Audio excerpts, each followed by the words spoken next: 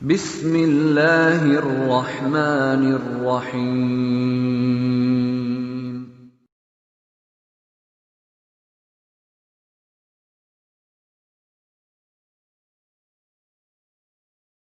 الحمد للہ وحدہ الصلاة والسلام على من لا نبی بعدہ وعلى آلہ واصحابہ الذین اتموا الہدى وبعد فإن أصدق الحديث كتاب الله وخير الهدي هدي محمد صلى الله عليه وسلم خير الأمور عوازمها وشر الأمور محدثاتها كل محدثة بدعة كل بدعة ضلالة وكل ضلالة في النار۔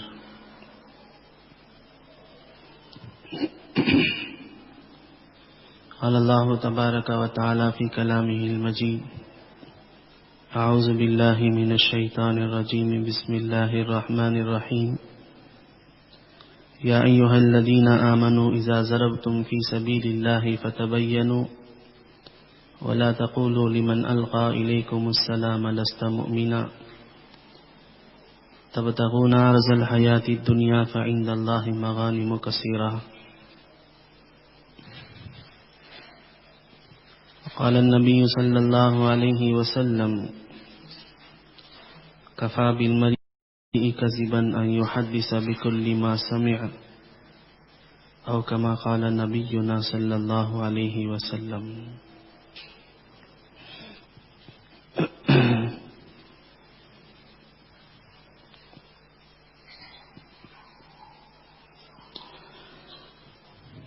محترم ماں اور بہنوں،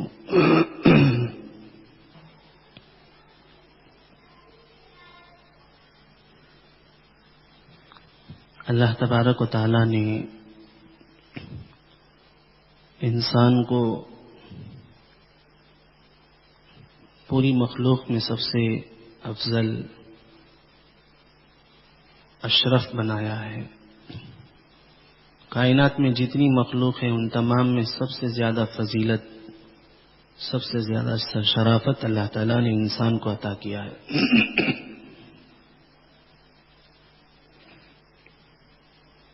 اور اس کی بہت ساری مثالیں بھی ہیں جس سے اچھی طرح سمجھ میں آ جاتا ہے کہ انسان کو اللہ نے وہ درجہ اور مقام دیا ہے فضیلت کے اعتبار سے، اتنا مخلوق میں سے کسی اور کو نہیں دیا ہے۔ حضرت آدم علیہ السلام کو جب پیدا کیا تو اللہ نے فرشتوں کو سب کو حکم دیا کہ ان کو لے سجدہ کرو، ان کی تعظیم میں سجدہ کرو۔ یہ خود بتلاتا ہے کہ انسان کا مقام کتنا اونچا ہے اور کتنی فضیلت اللہ نے اس کو دی ہے۔ آپ لوگ ضرورت ہے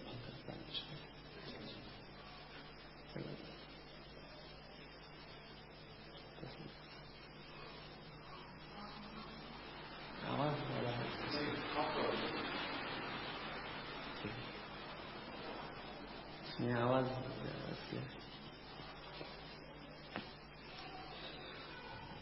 تو ساری مخلوق میں اللہ نے انسان کو سب سے افضل بنایا ہے، اسی لیے فرشتوں کو کہا جنت میں کہ ان کو سلام کرو، ان کی تعظیم کرو اور تعظیم میں سجدے میں گر جاؤ۔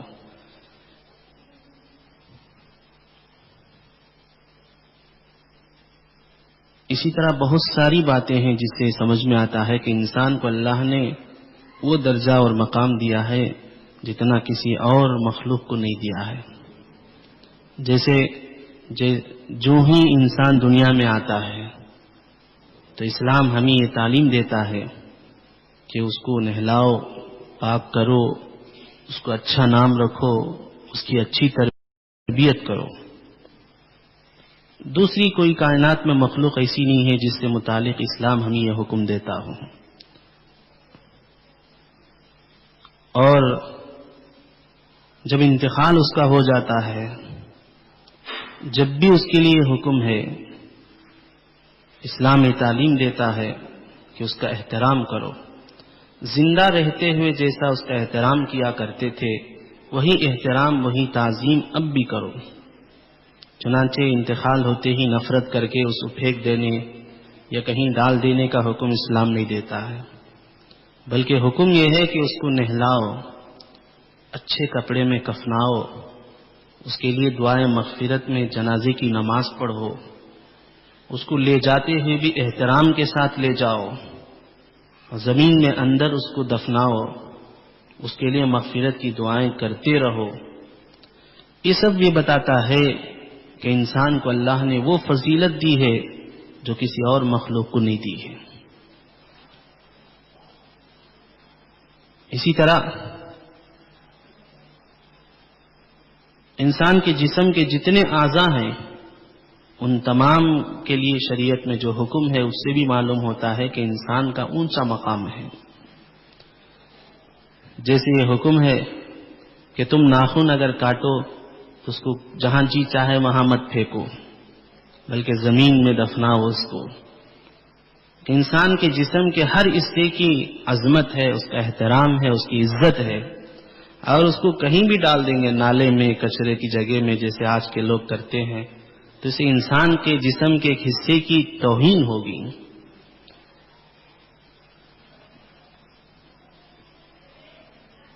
انسان کے جسم کا کوئی حصہ ٹوٹ جائے، جیسے دانت ٹوٹ جائے، تو شریعت یہ حکم دیتی ہے کہ اس کو زمین میں دفناؤ، کہیں ایسا نہ ہو کہ کسی کے پیروں کے نیچے آ جائے، نجاست کی جگہ میں آ جائے۔ انسان کی شرافت اور اس کی عظمت اور اس کی عزت کے خلاف ہے۔ بال اگر کاٹتے ہیں تو شریعت یہ حکم دیتی ہے کہ بال کی حفاظت کرو، اس کو ایسی جگہ میں رکھو یا دفنا دو جہاں کسی کا پیر نہ لگ جائے، تاکہ انسان کے ایک حصے کی توہین نہ ہو جائے۔ بعض لوگ غفلت میں بالوں کو بیچ دیتے ہیں، بالوں کو خریدتے ہیں۔ شریعت نے اتنا لحاظ کیا ہے کہ انسان کے کسی حصے کی نہ بیچنے کی اجازت ہے نہ خریدنے کی اجازت ہے۔ لوگ آتے ہیں گلیوں میں کچھ آواز لگاتے ہوئے کہ فلاں چیز دیں گے اگر بال بیچیں گے، کپڑے دیں گے، تو لوگ بالوں کو جمع کر کے رکھتے ہیں، جو پرانے ذہن کے لوگ ہیں اس کو بیچ دیتے ہیں معمولی چیز پر، حالانکہ انسان کے کسی حصے کی قیمت نہیں لگائی جا سکتی ہے۔ یہاں تک حکم ہے کہ دوسرے عورت کے بال کوئی عورت اپنے بالوں میں نہ لگائے، اور لعنت ہے حدیث میں اس عورت پر جو دوسرے کے بالوں کو اپنے بالوں میں لگا کر اپنی چوٹی کو لمبی بتلائے۔ کیوں؟ یہ اس کے حصے میں اللہ نے جو دیا ہے وہی ہے، دوسرے کے جسم کا حصہ اس میں لگائیں گے خریدنے سے یا کسی بھی طریقے سے، اس کی توہین ہے، شریعت اس کی اجازت نہیں دیتی ہے۔ ایک انسان کے جسم کا خون دوسرے انسان کے جسم میں چڑھائیں، شریعت میں اس کی بھی اجازت نہیں ہے۔ آخری درجے میں مجبوری ہے، انسان کی جان چلی جائے گی تب اجازت دیتی ہے شریعت کے بغیر عوض کے، بغیر پیسے کے، اجرت کے بغیر، یوں ہی مفت جتنی ضرورت ہے اتنی دیں۔ آج ہزاروں پر بلکہ اس سے بھی بڑھ کر خون کو بیچا جاتا ہے، اور اس میں انسان کے ایک ایک حصے کی توہین ہے۔ تو شروع سے لے کر پیدائش سے لے کر مرنے تک بھی شریعت نے انسان کے لیے ایک ایک ایسا حکم بیان کیا ہے کہ جس سے معلوم ہوتا ہے کہ انسان کو وہ مقام ہے جو کسی اور کو نہیں ہے۔ مرنے کے بعد بھی اس کا احترام ضروری ہے۔ حدیثوں میں آتا ہے ایک مرتبہ نبی کریم صلی اللہ علیہ وسلم صحابہ کے ساتھ بیٹھے ہوئے تھے تو ایک جنازہ جا رہا تھا۔ نبی کریم شریعت میں ہے کہ جنازہ جائے تو اس کے احترام میں کھڑے ہو جائے، آپ بھی کھڑے ہو جاتے تھے۔ لیکن ایک عجیب واقعہ اس طرح بھی حدیثوں میں آتا ہے کہ ایک مرتبہ ایک یہودی عورت کا جنازہ جا رہا تھا، نبی کریم صلی اللہ علیہ وسلم نے اس کے احترام میں جو بیٹھے تھے کھڑے ہو گئے، تو صحابہ نے کہا کہ نبی کریم صلی اللہ علیہ وسلم یہ یہودیہ ہے، کافرہ ہے، نہ آپ کو مانتی ہے نہ آپ کے لائے ہوئے شریعت کو مانتی ہے، آپ اس کے احترام میں کھڑے ہو رہے ہیں۔ تو نبی کریم صلی اللہ علیہ وسلم نے کیا فرمایا؟ الیست نفست، کیا وہ انسان نہیں ہے؟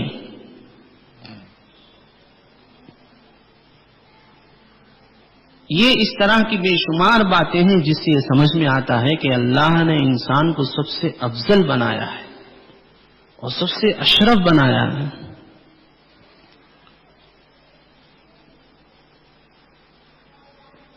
ایک مرتبہ نبی کریم صلی اللہ علیہ وسلم حجۃ الوداع کے موقع پر 1 لاکھ سے زیادہ مجمع خانہ کعبہ کا طواف کر رہا ہے، اور اسلام میں سب سے پہلا مجمع وہی اتنا دیکھا گیا تھا.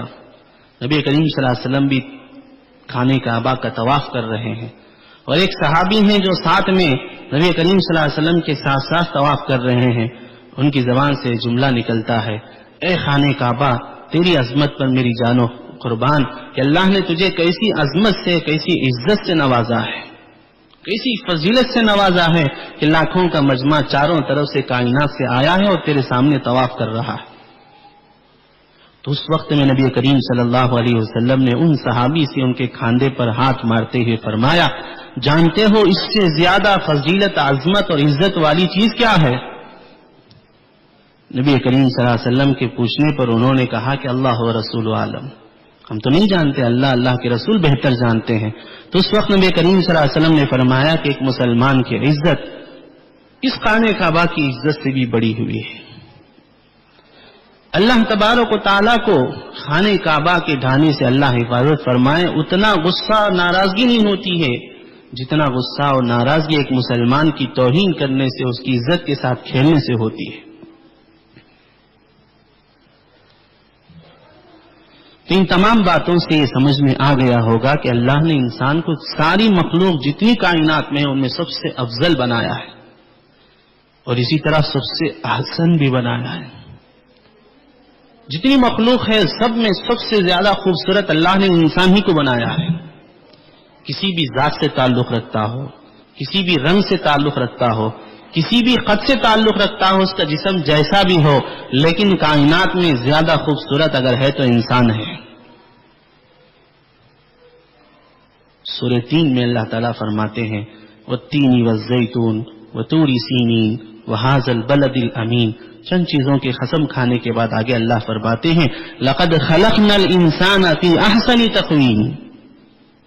ہم نے انسان کو سب سے اچھے خوبصورت سانچے میں ڈالا ہے، ہم نے اس کو سب سے خوبصورت بنایا ہے. کائنات میں کوئی ایسی چیز نہیں ہے جتنے خوبصورت انسان ہے.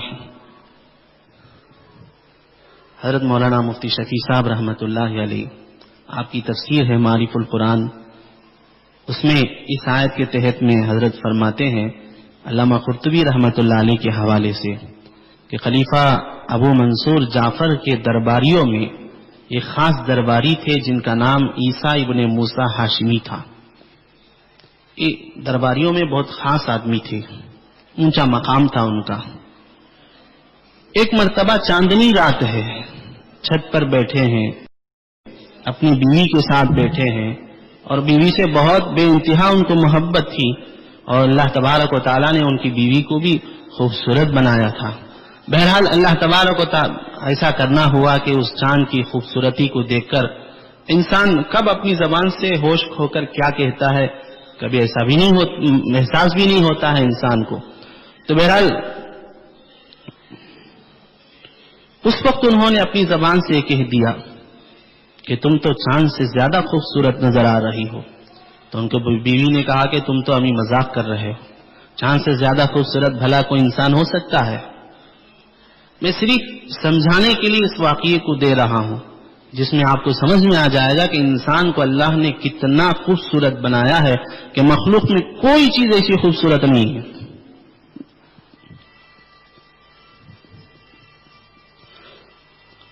تو عیسیٰ ابن موسیٰ ہاشمی نے اپنی زبان سے کہہ دیا، جب بیوی نے کہا کہ تم مجھ سے مذاق کرتے ہو، میں تو اتنی خوبصورت نہیں ہوں، تو ان کی زبان سے جملہ نکل گیا، انتی طالق ثلاثہ ان لم تکونی احسن من القمر.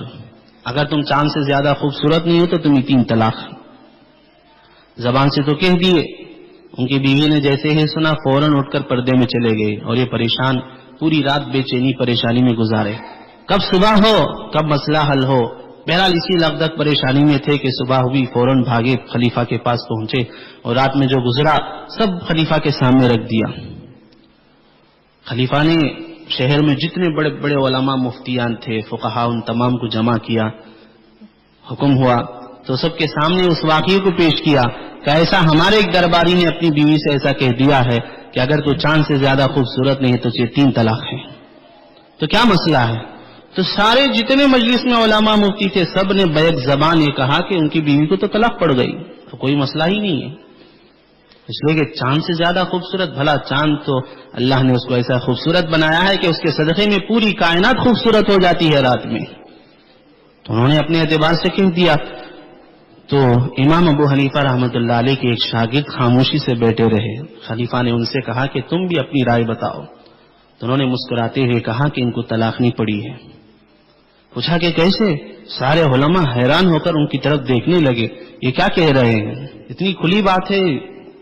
تو بہرحال انہوں نے کہا کہ یہی آیت تلاوت کی، لقد خلقنا الانسان فی احسن تقویم، کہ ہم نے انسان کو سب سے زیادہ خوبصورت سانچے میں ڈھالا ہے۔ یہ آیت پڑھے انہوں نے تو ساروں نے داد دی ان کی، اور اس کے بعد انہوں نے کہا کہ سب سے زیادہ خوبصورت انسان ہے، انسان سے زیادہ خوبصورت کوئی مخلوق نہیں ہے، اللہ نے خود قرآن میں کہہ دیا ہے، لہذا چاند کیا اس سے زیادہ کتنے بھی سیارے آ جائیں تو انسان کو اس سے زیادہ خوبصورتی حاصل ہے، لہذا طلاق نہیں پڑی۔ تو خلیفہ بے انتہا خوش ہوئے، تو جتنے علماء تھے سب نے داد دی اور سب نے مان لیا کہ تم بالکل سچ کہہ رہے ہو۔ بہرحال اس واقعے سے بھی معلوم ہوتا ہے کہ اللہ نے جیسے سب سے زیادہ فضیلت والا انسان کو بنایا ہے، اتنا احترام اور اتنی عزت سے نوازا ہے کہ خانے کعبہ کو بھی اتنی عزت نہیں ہے، اتنا خوبصورت بنایا ہے کہ کائنات کو خوبصورتی دینے والے چاند سے زیادہ خوبصورت اللہ نے انسان کو بنایا ہے۔ تو اکمل کامل اتنا انسان کو بنایا ہے کہ مخلوق میں اگر سب سے زیادہ اللہ کے پاس درجہ اور مقام ہے تو انبیاء کا ہے، اور نبی کو انسان میں سے اللہ نے بنایا ہے۔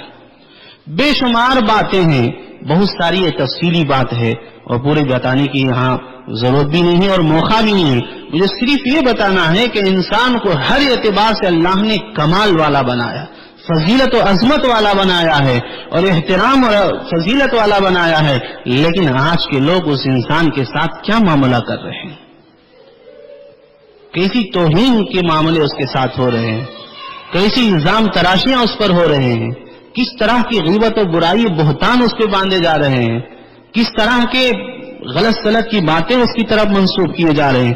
آج ایک انسان کے ساتھ اس کی عزت کے ساتھ کھیلنا لوگوں کے لیے اتنا آسان ہو گیا ہے کہ اللہ حفاظت فرمائے۔ بے شمار معاشرے میں اس طرح کے بگڑے حالات اور اس طرح کی باتیں بے شمار ہیں، ان میں سے صرف ایک بات میں آپ کے سامنے سمجھانا چاہتا ہوں، اور یہ ایسی بات ہے کہ اگر اس پر توجہ ہو جائے، اگر اس کا اہتمام ہم کر لیں گے تو انشاءاللہ بہت سارے جھگڑے اور فسادات جو ہو رہے ہیں خاندانوں میں، گھروں میں، بھائی بھائی آپس میں دشمن بن جاتا ہے، میاں بیوی میں آپس میں نفرتیں پیدا ہو جاتی ہیں، سالوں کی محبتیں نفرتوں دشمنیوں میں بدل جاتے ہیں، گھر کے گھر اجڑ جاتے ہیں، خاندان محلہ برباد ہو جاتا ہے۔ تو فساد بہت زیادہ پھیلانے والی چیز ہے، اسی چیز کو میں آپ کے سامنے بیان کرنا چاہتا ہوں۔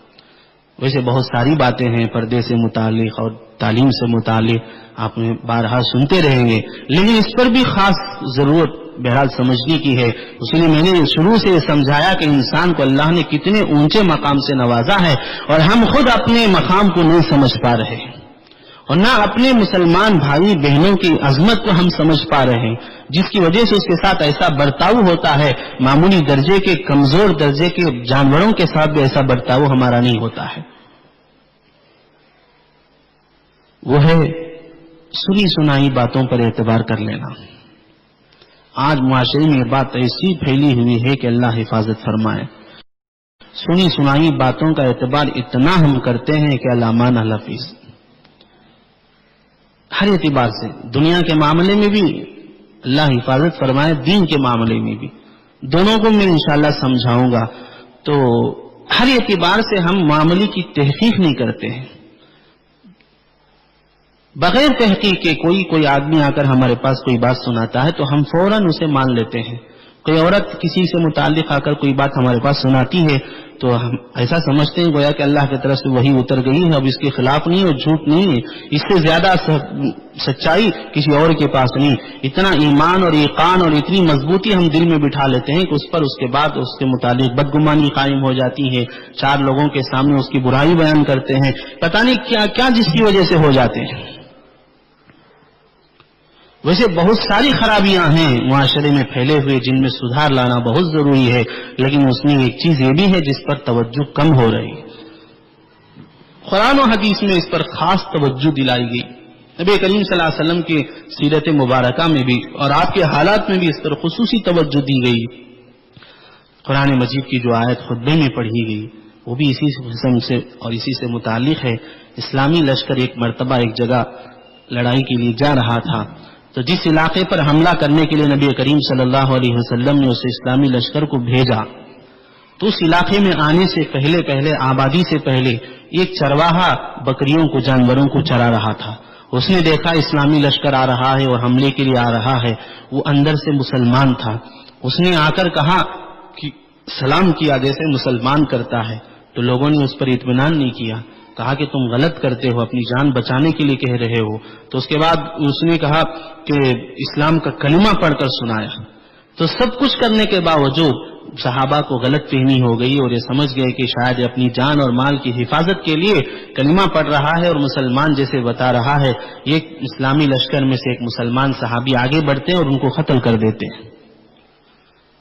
تو اس کے بعد جب یہ لشکر واپس جاتا ہے تو نبی کریم صلی اللہ علیہ وسلم کے سامنے یہ واقعہ بھی پیش کیا گیا کہ اس طرح ہوا.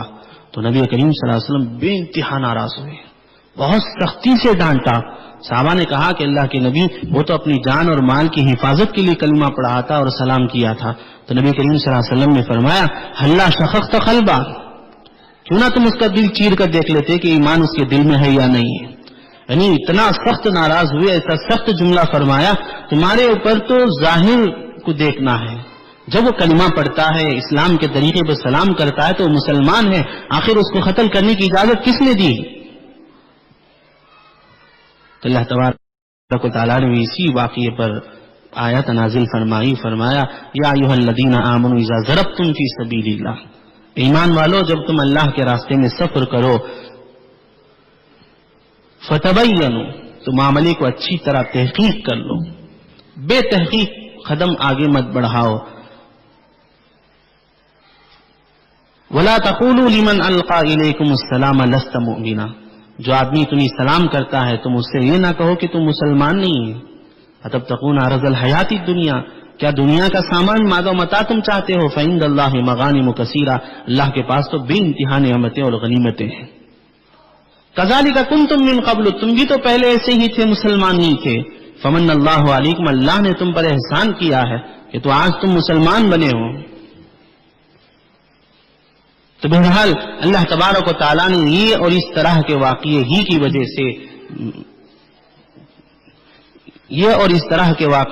وجہ سے اللہ تبارک و تعالیٰ نے آیت نازل کی جس میں حکم دیا مسلمانوں کو کہ کوئی بھی معاملہ ہو پہلے تحقیق کر لو، اس کے بعد آگے بڑھو. حضرت عبداللہ ابن عمر رضی اللہ تعالیٰ عنہما اسی طرح کا ایک واقعہ بیان کرتے ہیں کہ ایک صاحب جن کا نام ملحن بتایا جاتا ہے، انہوں نے بھی اسی طرح ایک آدمی کو قتل کر دیا. تو جب ان کا انتقال ہوا ان کو زمین میں دفنایا گیا، زمین نے ان کو اوپر پھینک دیا. معاملہ اللہ کے نبی صلی اللہ علیہ وسلم کے پاس پہنچا تو نبی کریم صلی اللہ علیہ وسلم نے بتایا کہ اگرچہ اس سے برے لوگوں کو بھی زمین نے اپنے اندر لے لیا ہے، لیکن صرف اس بات پر عبرت کے لیے اور ہدایت کے لیے کہ لوگوں کو خواہ بغیر تحقیق قتل نہ کرو، اس کو اوپر کر دیا گیا ہے. چنانچہ بہت کوشش کیا گیا لیکن زمین نے اپنے اندر نہیں لیا. اس کے بعد ان کو پہاڑ کے اوپر لے جا کے رکھ دیا گیا. تو بے تحقیق کوئی بھی کام نہیں کرنی چاہیے. کوئی بھی کام کرو پوری تحقیق کر لو، اطمینان ہو جائے تو اس کے بعد معاملے کو آگے بڑھاؤ. کوئی ایک آدمی کہہ دیا تو فوراً اطمینان لا لیں اور اسے سمجھیں کہ گویا کہ آیت اللہ کی طرف سے اتر گئی ہے اور اسی پر مدار رکھ کر بات کو آگے بڑھا دیے. بالکل غلط بات ہے، اسلامی تعلیمات کے بالکل خلاف ہے. حضرت عائشہ رضی اللہ تعالی عنہا کا واقعہ آپ نے سنا ہوگا جس کو واقعہ عفق کہتے ہیں. سن 5 ہجری میں غزوہ بنی مصطلق سے واپس ہو رہے تھے، مدینے کے قریب میں قیام ہوا. حضرت عائشہ رضی اللہ تعالیٰ عنہ اپنی ضرورت کے لیے گئی تھی اور وہاں ان کا ہار ٹوٹ کر گر گیا. اس ہار میں نگینے تھے، اس کو چن رہی تھی، چننے میں کافی تاخیر ہو گئی. آنے تک دیکھا کہ قافلہ آگے بڑھ گیا ہے. حضرت عائشہ رضی اللہ تعالیٰ عنہ اس وقت بالکل دبلی پتلی تھی، ان کا وزن زیادہ نہیں تھا. اس زمانے میں سواری پر اوپر کجاوا رکھتے تھے جو بالکل پردے سے بنا ہوا رہتا تھا. اس کجاوے میں عورتیں بیٹھ جاتی تھیں، اس کو اٹھا کے سواری پر باندھ دیتے اور سواری چلنے لگتی. حضرت عائشہ رضی اللہ تعالیٰ عنہ تو ان کی دبلی پتلی تھی، ان کا زیادہ وزن نہیں تھا، ہلکی تھی. صحابہ نے سمجھا کہ آپ اندر بیٹھ گئی ہیں تو اٹھا کے رکھ دیے اور آگے چل گئے. مدینہ جانے کے بعد معلوم ہوا کہ حضرت عائشہ اندر نہیں ہیں، تو اس کے بعد اللہ کے نبی صلی اللہ علیہ وسلم نے تلاش کے لیے بھیجا. تو بہرحال وہاں حضرت عائشہ رضی اللہ تعالی عنہا جب آئیں تو آ کر دیکھیں کہ معاملہ یہ ہے کہ قافلہ یہاں سے چلا گیا ہے. تو بڑی سمجھداری کے تحت حضرت عائشہ وہیں رہ گئیں کہ اگر میں نہ پائیں گے مجھے تو اللہ کے نبی واپس بھیجیں گے مجھے لانے کے لیے. چنانچہ اللہ کے نبی صلی اللہ علیہ وسلم نے ایسے ہی صحابہ کو بھیجا. اور ادھر اس زمانے میں ایسا ہوتا تھا، قافلے کے پیچھے ایک دو آدمی کو رکھتے تھے. قافلہ سے کوئی سامان چھوٹ جاتا، کوئی آدمی چھوٹ جاتا تو اسے لے کر آتے تھے. تو اللہ کے نبی نے اس کے لیے ذمہ داری دی تھی حضرت صفوان بن معطل رضی اللہ تعالیٰ عنہ کو. چنانچہ وہ قافلہ جانے کے بعد آئے تو دیکھا کہ حضرت عائشہ درخت کے نیچے لیٹی ہیں. تو ان کی زبان سے جملہ نکلا انا للہ و انا الیہ راجعون. اتنا کہنا ہی تھا، حضرت عائشہ بیدار ہو گئی اور اپنے چہرے کو چھپا لیا. حضرت صفوان اپنی سواری کو ان کے سامنے بٹھا دیا. حضرت عائشہ سوار ہو گئی تو یہ آگے آگے چلے. مدینے میں اس حال میں پہنچے کہ بالکل دوپہر کا وقت تھا. منافق تلاش کرتے ہیں کوئی موقع مل جائے نبی پر اسلام پر اعتراض کرنے کے لیے. چنانچہ اچھا موقع ان کو ہاتھ میں آ گیا. انہوں نے حضرت عائشہ رضی اللہ تعالی عنہا پر بری تہمت لگا دی. نبی کریم صلی اللہ علیہ وسلم کی سر بے انتہا تکلیف ہوئی، لیکن حضرت عائشہ کو اس کا علم تھا ہی نہیں. سفر سے آنے کے بعد بیمار ہو گئی تھی جس کی وجہ سے ماں کے ہاں چلی گئی تھی. تو بہرحال کئی دن کے بعد جب حضرت مصطح رضی اللہ تعالیٰ عنہ جو حضرت عائشہ کے بارے میں منافقین کہنے کی وجہ سے یہ بھی ان کے ساتھ ہو گئے تھے، انہوں نے بھی حضرت عائشہ کے شان میں اس طرح کی تہمت کی باتیں کہہ دی تھی. حضرت مصطح حضرت ابوبکر کے خاندان میں سے تھے. حضرت ابوبکر ان کو سالانہ خرچ دیا کرتے تھے. تو بہرحال حضرت مصطح کی والدہ حضرت عائشہ کے ساتھ ضرورت کے لیے جب باہر گئیں، اس زمانے میں گھروں میں ضرورت کے لیے استنجا خانے نہیں تھے. ابھی بہت قریب میں یہ استنجا خانے بنے ہیں. جو بڑی عمر کے ہیں وہ جانتے بھی ہیں کہ پہلے گھروں میں استنجا خانہ رکھنا برا سمجھتے تھے اور باہر جایا کرتے تھے. تو بہرحال ضرورت کے لیے باہر گئیں. جب واپس ہو رہی تھی تو حضرت مصطح پتھر سے یا کپڑے کو لگ کر نیچے گر گئی. تو ان کی زبان سے جملہ نکلا تعیسا مصطح. یہ عام طور پر بددعا دینے کے لیے کہتے تھے. تو والدہ نے کہا، حضرت مصطح کی والدہ نے، کہ مصطح برباد ہو جائے، ہلاک ہو جائے. تو حضرت عائشہ رضی اللہ تعالی عنہا نے کہا کہ اپنے بیٹے کو کیوں بددعا دیتی ہو؟ تو اس وقت حضرت ان کی والدہ نے کہا، مصطح کی والد، تمہیں معلوم نہیں مصطح نے کیا کیا اور کیا کہا ہے تمہارے بارے میں؟ اس کے بعد پوری بات بتا دی. تو حضرت عائشہ پہلے سے بیمار تھی، اس کا اثر، بری خبر کا اثر اتنا پڑا کہ اور زیادہ بیمار ہو گئی. لکھا ہے کہ گھر میں جانے کے بعد حضرت عائشہ رضی اللہ تعالی عنہا بے تحاشا روئی اور ایسا لرزہ کپاہٹ جسم میں طاری ہو گیا کہ ام رومان جو حضرت عائشہ کی والدہ ہیں فرماتی ہیں کہ گھر میں جتنے کپڑے تھے سب نے میں نے عائشہ پر ڈال دی، لیکن ان کی جسم کی کپاہٹ اور وہ حرکت ختم نہیں ہوئی. اتنی رو رہی تھی. حضرت ابوبکر اوپر تلاوت کر رہے تھے. رونے کی آواز سن کر نیچے آئے. پوچھا وہ بیوی سے کہ کیا ہوا؟ تو انہوں نے بتایا کہ عائشہ کو معلوم ہو گیا جس کی وجہ سے رو رہی ہیں. تو یہ سن کر حضرت ابوبکر کی آنکھوں سے آنسو نکل گئے. آپ نے بے تحاشا رویا. بہرحال یہ تفصیلی واقعہ ہے. مجھے اس میں یہ بتانا ہے کہ حضرت نبی کریم صلی اللہ علیہ وسلم کو جب یہ اطلاع ملی حضرت عائشہ کے بارے میں بری بات پھیل رہی ہے مدینے میں، تو اللہ کے نبی صلی اللہ علیہ وسلم نے فوراً انہیں کہا کہ میں تجھے گھر بھیج دیتا ہوں، میں تجھے طلاق دے دیتا ہوں. فوراً نہیں مان لیا. سب سے تحقیق کرائی کہ معاملہ کیا ہے. حضرت بریرہ رضی اللہ تعالیٰ عنہ جو حضرت عائشہ کی خادمہ تھیں، حضرت عائشہ ہی نے ان کو آزاد کرایا تھا. تو ان کو بلایا، پوچھا کہ میں اللہ کا رسول ہوں، تم اس پر ایمان رکھتی ہو؟ تو کہا کہ ایمان رکھتی ہوں. تو میں تم سے ایک بات پوچھتا ہوں، تم اس میں جھوٹ نہیں بولنا. تو انہوں نے جب اللہ کے نبی نے پوچھا کہ تم عائشہ کے بارے میں کیا کہتی ہو، تو انہیں بالکل صفائی بیان کی، بہت ہی پاک دامن ہے، ان میں ذرا برابر بھی شبہ نہیں ہو سکتا ہے۔ حضرت ابو بکر کے پاس جا کے مشورہ کیا، حضرت عمر رضی اللہ تعالیٰ عنہ سے مشورہ کیا۔ حضرت عمر نے عجیب بات کہی، حضرت عمر نے کہی کہ رشتہ یہ آپ نے اپنے طرف سے طے کیا ہے یا اللہ نے طے کیا؟ تو نبی کریم صلی اللہ علیہ وسلم نے فرمایا اشارہ اللہ کی طرف سے ہوا۔ تو کہا کہ آپ کے جوتے میں جب کوئی نجاست لگ جاتی ہے تو نماز پڑھانے سے پہلے جبرائیل کو اللہ بھیج دیتے ہیں اور یہ بتاتے ہیں کہ آپ کے جوتے میں نجاست لگی ہے، آپ نکال کے نماز پڑھائیں۔ تو آپ کے گھر والے پر کوئی اس طرح کی ناپاکی لگنے والی ہو تو اللہ تعالیٰ کب اس کو برداشت کر سکتے ہیں؟ جب اللہ کی طرف سے رشتہ طے ہوا ہے تو آپ اطمینان رکھیں، اللہ تعالیٰ اس کی پاکی صفائی کے لیے آیتیں اتار دیں گے۔ حضرت علی رضی اللہ تعالیٰ عنہ سے مشورہ کیا، حضرت عثمان غنی سے مشورہ کیا، بڑے بڑے صحابہ کرام سے مشورہ کیا کہ میں کیا کروں، ان کے معاملے میں میرے بارے میں یہ بات پہنچی ہے۔ کئی دن گزر گئے، اس کے بعد جب آیات نازل ہوئی حضرت عائشہ رضی اللہ تعالیٰ عنہ کی صفائی میں اور ان کی عفت و پاک دامنی کے بارے میں، سورہ نور میں وہ پوری آیات ہیں جس میں اللہ نے صاف کہہ دیا کہ عائشہ بالکل باحیا پاک دامن ہے، ان کے بارے میں اس طرح کا سوال ہی نہیں ہو سکتا ہے۔ تو اس کے بعد اللہ تعالیٰ نبی صلی اللہ علیہ وسلم ممبر پر کھڑے ہوئے اور جن جنہوں نے اس طرح کی بری تہمت لگائی ان تمام کو سزا دی۔ منافقین تو اس میں بڑے تھے اور آگے تھے، دیکھ کر بھولے بھالے مسلمان بھی اس میں لگ گئے تھے۔ دیکھو انہوں نے بھی صرف منافقین کی بات کو سن کر مان لیا، حضرت عائشہ کے سامنے اور ان کے شان میں انہوں نے بھی تہمت لگا دی۔ ان میں حضرت حسان ابن ثابت رضی اللہ تعالیٰ عنہ، حضرت مستح، حضرت حمنا رضی اللہ تعالیٰ عنہ، عورتوں میں ایک اور مردوں میں دو تھے جو مسلمانوں میں سے تھے، سادے سیدھے تھے، منافقین کی کہنے کی وجہ سے وہ بھی ساتھ ہو گئے تھے۔ تو ان کو 80 کوڑے لگوائے اللہ کے نبی صلی اللہ علیہ وسلم نے جھوٹی تہمت لگانے کی وجہ سے۔ نبی کریم صلی اللہ علیہ وسلم کے ساتھ بھی یہ معاملہ ہوا تو آپ نے فوراً فیصلہ نہیں کیا، پوری تحقیق کی، صبر کیا، اطمینان رکھا کہ اللہ کی طرف سے آیات نازل ہو جائے، اس کے بعد ہم فیصلہ کریں گے۔ اور اتنا نہیں کہ آیت آنے تک صبر کیے بلکہ بڑے بڑے صحابہ کرام سے مشورہ لیا کہ میں کیا کروں، مجھے کیا کرنا چاہیے۔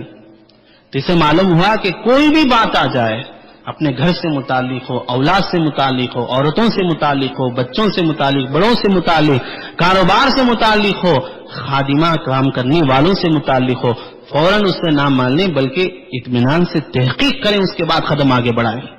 ایسا نہ ہو خدا نخواستہ ہم سے زیادتی ہو جائے تو اللہ مواخذہ فرمائیں گے تو کوئی اس کے بعد حسرت کے علاوہ اور کچھ نہیں ہو سکتا ہے۔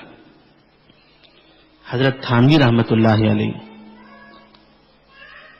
آپ کی خانقاہ کے ذمہ دار اور ناظم تھے جن کا نام بتایا جاتا ہے بھائی نیاز صاحب۔ حضرت تھانوی رحمت اللہ علیہ کتنے بڑے درجے کے ولی ہیں اور آپ کے خانقاہ کے ناظم کوئی معمولی درجے کے آدمی نہیں ہوں گے، وہ بھی بڑے اونچے مقام کے آدمی تھے۔ تو بہرحال لوگوں نے آ کر بتایا حضرت تھانوی رحمت اللہ علیہ سے کہ یہ جو خانقاہ کے ناظم ہیں آنے والے لوگوں کو بہت ڈانٹتے ہیں، بہت زیادتی کرتے ہیں، لیکن یہ بات تو طے ہے کہ کہیں ذمہ داری آدمی کو ملتی ہے، اس کے اصول ہوتے ہیں، اصول کے خلاف کرنے پر وہ آدمی کو ڈانٹتا ہے، اسے حق بھی ملتا ہے۔ تو انہوں نے ایسا ہی کیا، اپنے اصول کے وہ پابند تھے، لوگوں کو سختی نظر آئی اور لوگوں نے جا کے شکایت کر دی حضرت تھانوی رحمت اللہ علیہ۔ حضرت تھانوی رحمت اللہ علیہ تو معاملات میں بہت مضبوط تھے اور حقوق کو زندہ کرنے میں اتنے مضبوط تھے کہ اس طرح کی مثال ہمارے اسلاف میں نہیں ملتی ہے۔ حضرت فرمایا کرتے تھے تم وظیفہ چھوڑ دو، مجھے اس سے ناراضگی نہیں ہے، معاملات تمہارے چھوٹ جائیں کچھ فرق نہیں ہے، لیکن معاملات اور حقوق کو پورے طور پر ادا کرنے میں بالکل مضبوط رہنا چاہیے۔ بہت سارے ایسے بھی واقعات لکھے ہیں کہ اپنے خلیفہ ہی سے خلافت کو واپس لے لی اس وجہ سے کہ وہ معاملات میں پکے نہیں تھے۔ معاملات چھوٹ جائے پر ناراضی نہیں ہوتی تھی، حقوق کی کمی کوتاہی معلوم ہوتی تو بہت سخت ناراض ہوتے تھے۔ تو بہرحال جب حضرت کو شکایت پہنچی تو حضرت نے ان کو بلایا اور سب لوگوں کے سامنے مجلس میں بہت سختی سے ڈانٹا کہ تم کو میں نے ناظم بنا دیا، اس کا مطلب یہ ہے کہ لوگوں کو تم ڈانٹتے رہو۔ بہرحال جو انداز ہے ڈانٹنے کا، سختی سے حضرت تھانوی نے ڈانٹا تو بھائی نیاز صاحب کی زبان سے دو جملہ نکلا۔ حضرت نے کہا کہ حضرت اللہ سے ڈرو، جھوٹ نہ بولو۔ اتنا کہنا ہی تھا، تھانوی رحمت اللہ علیہ نے اپنا سر نیچے جھکا لیا اور خاموش ہو گئے۔ سکوت طاری ہوگا، بہت دیر تک خاموش رہے اور اس کے بعد استغفار پڑھا زور زور سے۔ اس کے بعد ان کی طرف متوجہ ہوئے کہا کہ واقعتاً میرے سے غلطی ہو گئی، مجھے معاف کر دو۔ انہوں نے کہا کہ حضرت میں کیا آپ کو معاف کروں، آپ ہمارے بڑے ہیں. کہا کہ نہیں، میرے سے غلطی ہو گئی، معاف کرو. لوگوں نے آ کے تمہارے بارے میں شکایت کی تو طریقہ یہ تھا، اسلامی طریقہ، کہ میں تم سے بھی پوچھ لیتا کہ معاملہ کیا ہے. میں نے تم سے پوچھے بغیر، تحقیق کیے بغیر میں نے تمہیں ڈانٹ دیا. یہ غیر اسلامی طریقہ ہے، شرعی طریقہ نہیں ہے. تو ہمارے اسلاف بھی اس کی بہت پابندی کیا کرتے تھے، بڑا اہتمام کیا کرتے تھے. جس سے سمجھ میں آیا کہ ہم لوگ ہماری زندگی کے حالات کو دیکھیں. کوئی آدمی کسی کے بارے میں یہ بات کہتا ہے، نہ وہ نمازوں کا پابند رہے گا، اس کی زندگی جھوٹ میں ہے یا سچائی میں ہمیں اچھی طرح معلوم ہے، پھر بھی ہم اس کی بات کو لے کر اپنے دل میں ایسے جما لیتے ہیں کہ اتنا ہی نہیں، اس سے نفرت بھر لیتے ہیں، بدگمانی قائم ہو جاتی ہے. اس کے بعد 4 لوگوں کے سامنے اس کی بے عزتی کرتے ہیں، اس کی توہین کرتے ہیں. جس انسان کے یہ کہ حصے کی تعظیم اور عظمت کی شریعت نے اتنا لحاظ کیا ہے، ہم اس کی عزت کے ساتھ اتنا کھیل رہے ہیں. سسرال کے ہاں سے لڑکی آئی اور آ کر کہنے لگی کہ میرے ساتھ ایسا ایسا کیا جاتا ہے. فوراً مضبوطی سے بات مان لیے اور اس کے بعد معاملہ وہاں تک پہنچا دیے اور معاملے کو بڑھا دیے، اتنا سخت بنا دیے کہ خلا تک کی، طلاق تک کی نوبت آ جاتی ہے. چاہیے اچھا ہوتا کہ بڑے سوچتے سمجھتے اور معاملے کی پوری تحقیق کرتے اور اس کے بعد وہاں جاتے پوچھتے کہ معاملہ کیا ہے. ہماری بچی آ کر ہمارے سے اس طرح کہہ رہی ہے، تم کیا کہتے ہو، ہماری بچی کی طرف سے زیادتی تو نہیں ہے؟ اگر پوری طور پر تحقیق کر کے معاملے کو بات آگے بڑھانے کا اگر مزاج ہمارے دلوں میں پیدا ہو جائے، یہ اختلاف اور فسادات نہیں ہوتے، یہ خاندان نہیں اجڑتے، یہ خوشیاں یہ پریشانیوں میں اور دشمنی میں ہرگز نہیں بدلتے.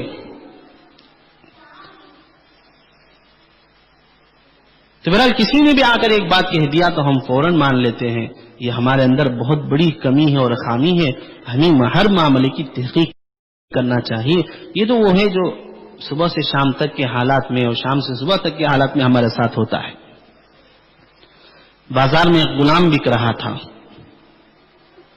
خریدنے والے سے بیچنے والا کہتا تھا کہ اس میں کوئی خامی نہیں ہے اور کسی بھی قسم کا عیب نہیں ہے، بس اتنا ہے کہ ایک چغلی کرتا ہے، ادھر کی بات ادھر کر دیتا ہے، ادھر کی بات ادھر کر دیتا ہے. ایک آدمی چلو چغلی ہی تو کرتا ہے، ہم پورے احتیاط سے رہیں گے، یہ سمجھ کر لے کر چلا گیا اسے خرید کی. دیکھیے کیا اس کا برا انجام ہوا. خرید کر لے جانے کے بعد آدمی جس کا عادی ہوتا ہے، جس کی عادت آدمی کو ہوتی ہے، وہ کام کرے بغیر اس کا جی نہیں بھرتا، کتنا بھی کھائے اس کا پیٹ نہیں بھرتا اور اسے سکون چین اس کی زندگی سے ختم ہو جائے. جب تک وہ کام نہیں کرتا ہے، اس کا کردار ادا نہیں کرتا، اس وقت تک اس کو تسلی نہیں ہوتی ہے. چنانچہ موقع کی تلاش میں تھا، اس کا مزاج تھا ہی چغلی کرنے کا، ادھر کا ادھر، ادھر کا ادھر کرنے کا. چنانچہ وہ ایک موقع اسے مل گیا، ادھر گیا شوہر کے پاس اور جا کر شوہر کے پاس کہنے لگا کہ دیکھو تمہاری بیوی تمہارے سے نفرت کرتی ہے، تمہاری بیوی تمہارے سے نفرت کرتی ہے اور یہ چاہتی ہے کہ تم کو کسی طریقے سے تم کو اس کے سامنے سے ہٹا دیں اور تمہیں قتل کر دیں، دنیا سے ختم کر دیں اور تمہاری پوری جائیداد پر اور پوری چیز پر وہ قبضہ پا لیں اور وہ آزاد ہو جائے ہر اعتبار سے. یہی وجہ ہے کہ وہ بھی کوشش کرتی ہے کہ تم کو قتل کر دیں. دیکھ لینا آج کی رات میں وہ اپنے بستر کے پاس تکیے کے پاس چھری یا کوئی چیز رکھ کر سوئے گی، ہتھیار، تاکہ تم سو جاؤ اور اسے موقع مل جائے تم کو قتل کر دے، جان سے مار دے. حالانکہ معاملہ ایسا نہیں تھا، بالکل وہ غلط بات تھی. تو شوہر کو جیسے ہی غلام یہ بات سنایا تو بہتر یہ تھا، اچھا تھا کہ وہ جا کے تحقیق کرتا، بیوی سے پوچھ لیتا. لیکن پوچھے بغیر اس نے دل میں بات بٹھا لی. دیکھیں گے آج رات میں کیا ہوتا ہے. اور ادھر بیوی کے پاس گیا، ادھر عورت کے پاس جا کر کہنے لگا کہ دیکھو تمہارا شوہر تمہارے سے نفرت کر رہا ہے اور دوسری شادی کرنا چاہتا ہے، لہذا میں ایک عمل جانتا ہوں، میں ایک عمل کرنے والے کو جانتا ہوں، بہتر یہ ہے کہ تم اپنے شوہر کے بال کاٹ کے دے دو تاکہ کچھ عمل کروں اور تمہارے دامن میں اسے میں باندھ دوں، تمہارے علاوہ دوسری کی طرف اس کا دل نہ جائے. عورت یہ چاہتی ہے کہ میرا شوہر میری طرف پورے طور پر متوجہ ہو، کوئی اسے نہ جائے، اور یہ تو اچھی چیز ہے کہ شوہر اس کی طرف توجہ دے، لیکن یہ سوچیں کہ وہ میرا غلام بن کے رہے، میرے اشارے پر ناچتا رہے، یہ تو بڑی غلط بات ہے. ہزار رہندے بہرحال عورت ہے، وہ مملوکہ بنتی ہے، وہ خادمہ ہے، اور شوہر مخدوم بننا چاہیے اس کو. تو بہرحال اس نے جب غلام نے جا کے عورت سے کہا کہ وہ دوسری شادی کرنا چاہتا ہے, تمہارے طرف سے دل اس کا ہٹ رہا ہے, تو کیا ہی اچھا ہوگا کہ وہ جب سو جائیں تو اس کے بال کاٹ کے دے دو, اور میں بال سے جا کے کچھ کرتوت کر دیتا ہوں جس کی وجہ سے تمہارا ہمیشہ کا ہو کر رہ جائے گا. چنانچہ عورت کو اگر یہ بات آئے تو فوراً آگے بڑھ جاتی ہے. بہتر یہ تھا کہ وہ بھی تحقیق کر لیتی, لیکن تحقیق نہیں کی, اور اس کی ایک بات پر اس نے ایمان رکھ لیا, سمجھ لیا کہ آسمان سے اتری ہوئی بات ہے, اسے جھٹلانے کی ضرورت نہیں. چنانچہ رات میں وہ تکیے کے پاس قینچی یا چھری رکھ کر سوئی کہ شوہر سو جائیں تو اس سے اس کے بال الگ سے کاٹ لیں اور غلام کے پاس دے دیں, وہ کچھ کرتوت کر دے جس کی وجہ سے ہمارا فائدہ ہو جائے. اس کی نیت صاف ہے, اور وہ رات کو آتا ہے اس نیت کے ساتھ آتا ہے, دیکھتا ہوں میری بیوی کے پاس ہتھیار ہے یا نہیں, کہیں ایسا نہ ہو کہ اس کے پاس ہتھیار ہو, میں سو جاؤں, میرا قتل کر دے. چنانچہ آ کر دیکھتا ہے تو اتفاق سے یہی بات پیش آئی. اور بھی اس کے بارے میں لکھا ہے کہ تمہاری بیوی, غلام جا کر اس سے یہ کہا کہ تمہاری بیوی تمہارے سے نفرت کرتی ہے, اور اس وجہ سے نفرت کرتی ہے کہ تمہارے منہ میں بدبو ہے. بہرحال یہ تفصیلی بات ہے, وہ صرف اس بات کو سمجھانا ہے کہ شوہر بھی اس ایک آدمی کی بات کو مان لیا اور بغیر تحقیق کیے کہ معاملے کو آگے بڑھا دیا, اور عورت نے بھی اس کی بات پر ایمان لا لیا, بغیر تحقیق کر کے معاملے کو آگے بڑھا دیا. وہ تکے کے بازو چھری رکھ کر سو رہی تاکہ بال کاٹیں, اور شوہر آیا, اس کی نظر چھری پر پڑی تو چھری اٹھایا, کہا اس کی زبان سے جملہ نکلا رستے ہوئے, اور بالکل کہا کہ تو مجھے قتل کرنا چاہتی ہے, تو مجھے قتل کیا کرے گی, میں ہی تجھے قتل کرتا ہوں. یہ کہہ کر اس نے اس کو قتل کر دیا. دیکھیے معاملے کی تحقیق نہ کرنے کا نتیجہ کیا ہوا. پوری محبت کے ساتھ میاں بیوی کی زندگی گزر رہی تھی, ایک آدمی نے بات ادھر کی ادھر کر دیا, ہم نے تحقیق نہیں کیا, جس کی وجہ سے بیوی ہاتھ سے چلی گئی اور یہ تنہا ہمیشہ کا مجرم بن کر رہ گیا. ایک نہیں, اس طرح کے بے شمار مثالیں اور واقعات ہیں جس سے معلوم ہوتا ہے کہ معاملے کی تحقیق کرنا ہر قسم کی نجات کا ذریعہ اور سبب ہے, ہر قسم کی محبتوں کو پھیلانے کا ذریعہ ہے, اور کسی ایک کی بات کو مان لینا یہ نفرت کو پھیلانے والی بات ہے. دشمنی سے پھیلے گی, عداوتیں دلوں میں قائم ہوگی, خاندان کے خاندان اجڑ جائیں گے, محبتیں آپس میں جو سالوں سے چل رہی وہ دشمنی میں بدل جائے گی, ایک دوسرے کا چہرہ دیکھنے تک پسند نہیں کرے گی. اگر اس پر توجہ ہو جائے گی تو امید ہے کہ کچھ جو حالات ہو رہے ہیں اس میں کچھ حالات میں عام طور پر مردوں کے مقابل میں عورتوں میں زیادہ بات پائی جاتی.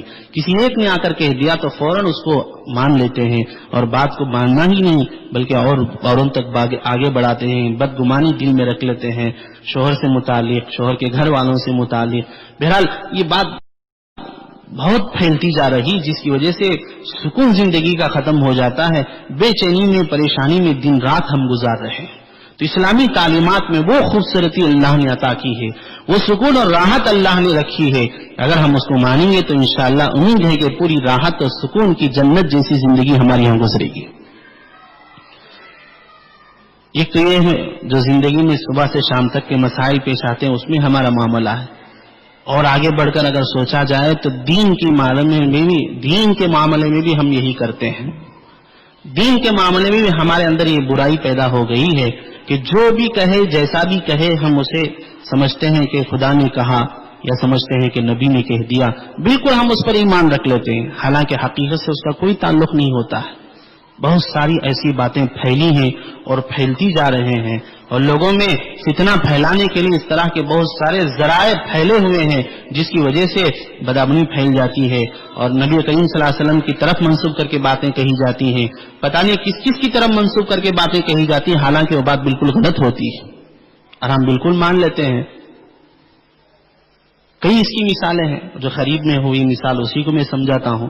مثال کے طور پر رمضان میں یہ بات بہت پھیل گئی کہ حدیث میں آیا ہے, نبی کریم صلی اللہ علیہ وسلم نے فرمایا کہ 15 رمضان ہو اور جمعے کا دن آ جائے تو اس وقت میں فتنے کھڑے ہو جائیں گے, زلزلے ہوں گے, قیامت کی بہت بڑی نشانی ہے یہ نبی کریم صلی اللہ علیہ وسلم نے فرمایا. تو ایسے وقت میں ہدایت دی ہے کہ فجر کی نماز کے بعد فوراً گھروں میں چلے جائیں, دروازے بند کر لیں, کھڑکیاں بند کر لیں, اپنے کانوں میں انگلیوں کو رکھ لیں, اور وہ تسبیحات چند اس حدیث کے تحت میں بیان کیے گئے, اس تسبیحات کو پڑھیں تو انشاءاللہ اللہ حفاظت عطا کریں گے.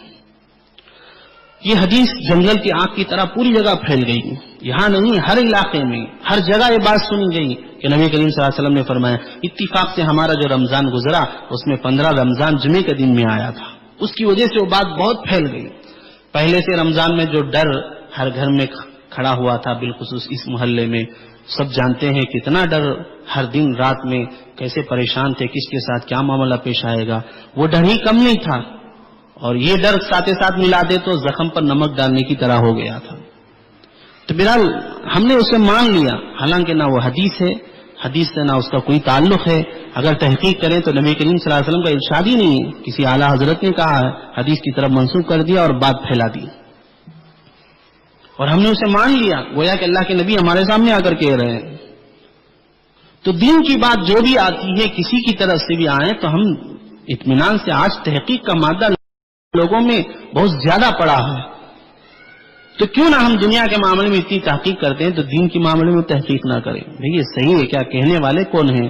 موبائل میں آتا ہے، واٹس ایپ میں، فیس بک کے ذریعے سے آیا یا کسی بھی ذریعے سے، میسج کے ذریعے سے میسج آپ کو پہنچتا ہے تو ہم موبائل کو سمجھتے ہیں گویا کہ اللہ کی طرف سے بھیجی ہوئی ایک چیز ہے. فوراً ہم نے مان لیا، اور اس میں لکھ کر آتا ہے کہ دیکھو یہ ہدایت ہے، اور اسے اتنے آدمیوں کو اگر آپ شیئر کریں گے تو اتنا آپ کو اجر ملے گا، اگر نہیں کریں گے تو اس طرح کی مصیبتیں آئیں گی.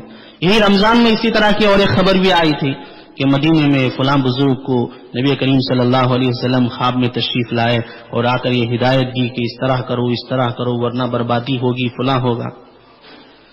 کسی نے موبائل میں اسے جما کے بھیج دیا. آیا وہ بزرگ دیکھے یا نہیں، وہ کون تھے، کیا اس سے متعلق ہے، اور آخر میں ڈرانا بھی ہے کہ اگر نہیں کریں گے تو اس طرح کی بات ہو جائے گی.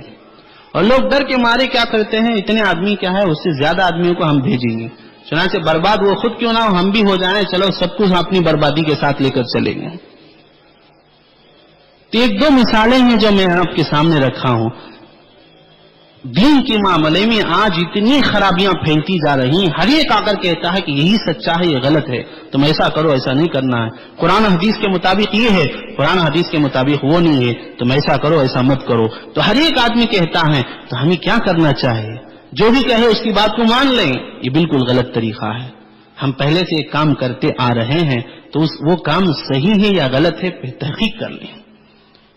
یوں نہیں کہ کسی نے کہہ دیا تو فوراً مان لیے. ہمیں جس کے اوپر اطمینان ہے کہ یہ بات قرآن و حدیث کی روشنی ہی میں کہہ سکتے ہیں، ہم اس کے پاس جائیں اور پوچھیں کہ یہ مسئلہ کیا ہے، یا اپنے گھر والوں کے ذریعے سے تحقیق کرائیں. تو کسی نے بھی کہہ دیا، کسی کے ذریعے سے آپ کو پہنچ جاتا ہے، بھیجنے والا کون ہے معلوم نہیں، کچھ بھی اس کی اطلاع نہیں، آپ نے فوراً مان لیا، تو یہ بالکل غلط طریقہ ہے. دنیا کی کوئی چیز خریدنے کے لیے ہم چکر لگاتے ہیں، دن چکر لگاتے ہیں، چاروں دن گزر جائیں، مہینہ بھی گزر جائے تو ہم چکر کاٹتے ہیں کہاں آفر لگتا ہے، کہاں پوری گارنٹی کے ساتھ ملتی ہے، وارنٹی کتنے سال کے ساتھ ہمیں دی جاتی ہے، تو پوری تحقیق کے ساتھ کہاں کم قیمت میں ملے، قیمت کم ہو، چیز بڑھیا ہو. تو پوری دنیا کی معمولی چیز جو فنا ہو جانے والی اس کے لیے ہم اتنی تحقیق کرتے ہیں، تو کیا دین کے معاملے میں تحقیق نہ کریں؟ نبی کریم صلی اللہ علیہ وسلم نے فرمایا، کیا فرمایا؟ یہ دین ہے جو اللہ کی طرف سے اتارا ہوا ہے. فانظروا امن تاخذون دینکم، دیکھو کس سے تم دین لے رہے ہو. جو بالکل شریعت کے خلاف، جس کا حلیہ ہے، جس کو کوئی شریعت سے لینا دینا نہیں، وہ آ کر کہتا ہے کہ یہی قرآن ہے، یہ حدیث ہے، اس کے علاوہ سب غلط ہے، تو ہم نے فوراً مان لیا. اتنے سال سے ہمارے علماء جو کرتے آئے ہیں، جو بتائے ہیں قرآن حدیث کی روشنی میں، ہم نے سب کچھ چھوڑ دیا. تو بہرحال آج جو خرابی بڑھتی جا رہی ہے، جس کی وجہ سے انسان کی شرافت کو داغ لگانا ہوتا ہے، انسان کے ساتھ توہین کا برتاؤ ہے، اس کی بے شمار طریقے ہیں. ان میں سے ایک طریقہ ہے بے تحقیق بات کو مان لینا، سنی سنائی باتوں کو مان لینا. حدیث میں نبی کریم صلی اللہ علیہ وسلم نے اس کے لیے بڑی سخت وعید بیان فرمائی. آپ فرماتے ہیں، کفا بالمرء کذبا ان یحدث بکل ما سمع، آدمی کے جھوٹا ہونے کے لیے بس یہی بات کافی ہے کہ جو سنے وہ سنا دے، اس پر اطمینان رکھ لے. جھوٹ بولنے کے لیے صرف زبان سے جھوٹ بولنا کافی نہیں ہے، دوسروں سے سن کر تحقیق کے بغیر کہہ دیتے ہیں تو اس کے جھوٹ میں آپ نے تعاون کیا تو گویا کہ آپ بھی جھوٹے ہیں. کسی کی بات آپ نے سنی، دوسروں کو سنا دی، تو جھوٹا ہونے کے لیے یہی بات کافی ہے. نبی کریم صلی اللہ علیہ وسلم فرماتے ہیں، دین کا معاملہ ہو، دنیا کا معاملہ، بات ہے، بہرحال پوری تحقیق ہونی چاہیے. جس کی وجہ سے ہمارے کچھ ایسی نازیبا حرکت کی وجہ سے خاندان اجڑ جائے اور کسی کی زندگی برباد ہو جائے، پریشانی میں مبتلا ہو جائے ہمیشہ کے لیے، تو بڑے خسارے کی بات ہے۔ انسان سے راحت دوسروں کو پہنچنی چاہیے، نہ کہ دوسروں کو زحمت میں، تکلیف میں، پریشانی میں ڈال دیں۔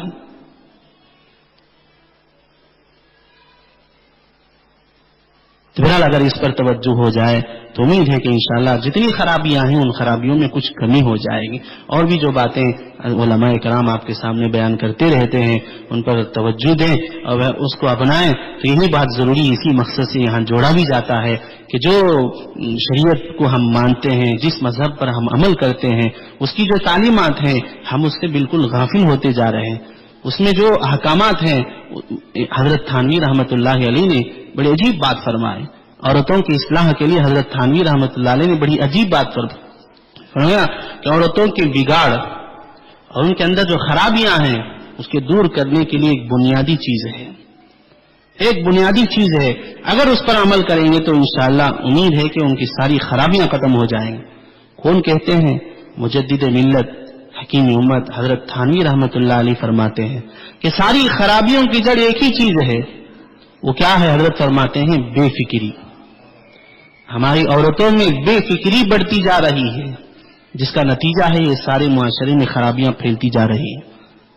تو بے فکری اگر ختم ہو جائے کہ ہم کون ہیں، کس مذہب کو ہم مانتے ہیں، وہ ہمیں کیا تعلیم دیتا ہے، ہمارا قدم اس کی طرف بڑھانا ہمارے مذہب کے موافق ہے یا اس کے خلاف ہے، ہم جو کام کر رہے ہیں یہ ہمارے مذہب کی تعلیمات میں سے نہیں یا اس کے غلط ہے، یہ بے فکری بڑھتی جا رہی ہے۔ یہی ایک بگاڑ ہے عورتوں میں جس کی وجہ سے خرابیاں عام ہوتی جا رہی ہیں۔ اگر یہ بے فکری ختم ہو کر بیداری آ جائے، شعور پیدا ہو جائے، احساس پیدا ہو جائے کہ ہم مسلمان ہیں تو اسلام کے طریقے پر ہمیں زندگی گزارنا ہوگا، انشاءاللہ ساری خرابیاں ختم ہو جائیں۔ حضرت اس کے لیے دو اہم نصیحت فرماتے ہیں۔ حضرت فرماتے ہیں کہ اس کے لیے ضروری ہے کہ علم حاصل کریں۔ علم حاصل کرنے کا مطلب صرف یہ نہیں کہ قرآن پڑھنا سیکھ لیں اور چند حدیثیں پڑھنا سیکھ لیں، بلکہ ضروریات دین جتنی ہیں جس کی وجہ سے ظاہری عمل کے ساتھ باطن کی بھی اصلاح ہو جائے، روح کی بھی اصلاح ہو جائے۔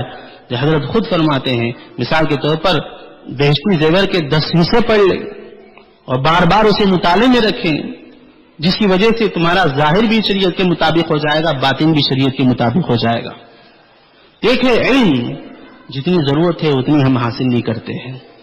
ہم کو ہمارے بڑوں نے دنیا کا علم تو ضرورت سے زائد دے دیا ہے، دین کا علم جتنی ضرورت ہے اتنی بھی نہیں دیا ہے۔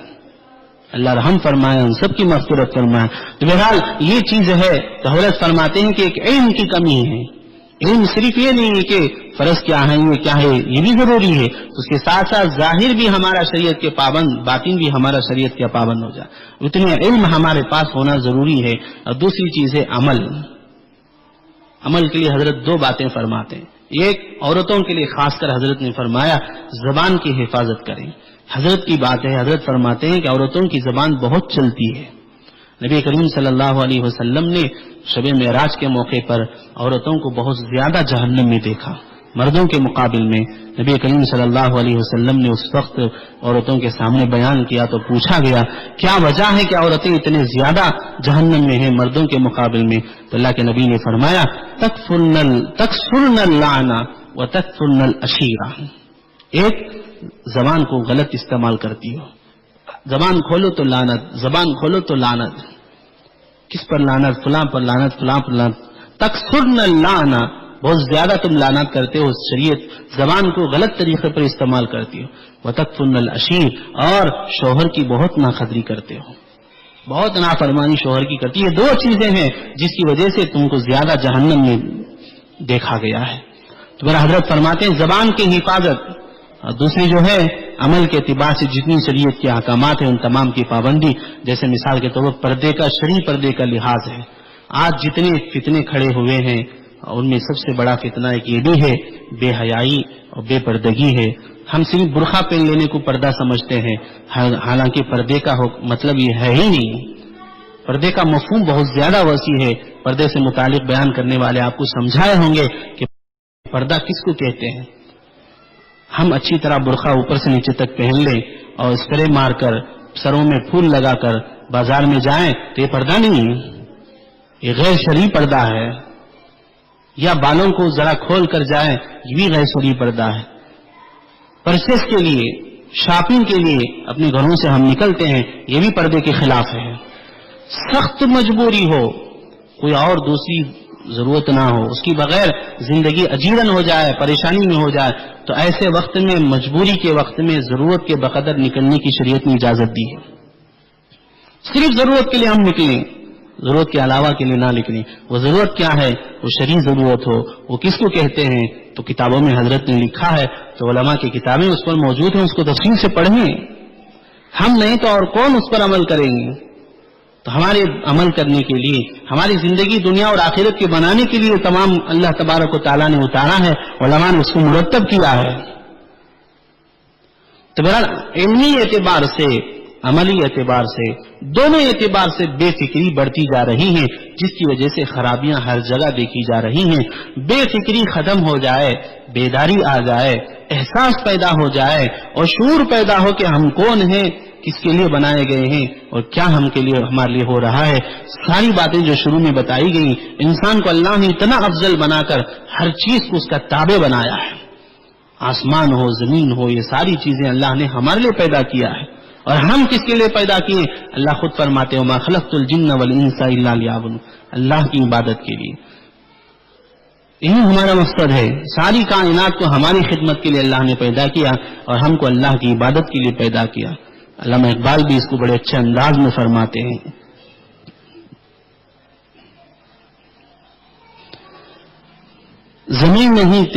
زمین ہے تیرے لیے، آسماں ہے تیرے لیے۔ حضرت فرماتے ہیں زمین ہے تیرے لیے، آسماں تیرے لیے، یہ جہاں ہے تیرے لیے، تو نہیں جہاں کے لیے۔ تو اللہ نے جو فرمایا وَمَا خَلَقْتُ الْجِنَّ وَالْإِنسَ إِلَّا لِيَعْبُدُونَ، اسی کو حضرت نے شعر میں بیان کیا ہے۔ لہذا یہ باتیں اگر سمجھ میں آ جائیں تو دعا کریں کہ اللہ تبارک و تعالی ہم کو یہ باتیں سمجھا دیں، اس پر عمل کرنے کی توفیق عطا فرمائے۔ آمین وآخر دعوانا الحمد للہ رب العالمین۔ اللهم لك الحمد لك الشكر يا الله، اللهم صل على محمد وعلى آل محمد وبارك وسلم عليه۔ ربنا اغفر لنا ذنوبنا وإسرافنا في أمرنا وثبت أقدامنا وانصرنا على القوم الكافرين۔ اللهم فقهنا في الدين وعلمنا القرآن الحكيم۔ اللهم ارزقنا علم التوحيد وعمل الإخلاص وحسن الخاتمة۔ اللهم أرنا الحق حقا وارزقنا اتباعه وأرنا الباطل باطلا وارزقنا اجتنابه۔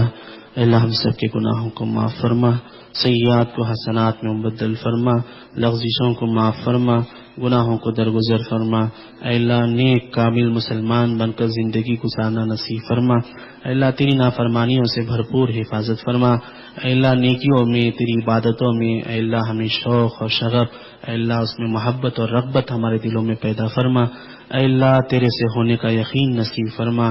اے اللہ نبی کریم صلی اللہ علیہ وسلم کے بتائے ہوئے طریقے سے محبت رکھنے اور کما حق اس کو اپنی زندگی میں لانے کی توفیق نصیب فرما۔ سنتوں پر عمل نصیب فرما، بدعات و خرافات اور رسوم و رواج سے بچنے کی اللہ ہمیں بھرپور توفیق نصیب فرما، پورے طور پر حفاظت نصیب فرما۔ اے اللہ زمانے میں ہر قدم پر فتنے ہیں، اے اللہ ایمان کے اعمال کے اخلاق کی حفاظت بہت مشکل ہے۔ اے اللہ ہمارے ایمان کے اعمال کے اخلاق کے حفاظت فرما۔ اے اللہ حفاظت کرنے کی تدبیریں ہمیں نصیب فرما۔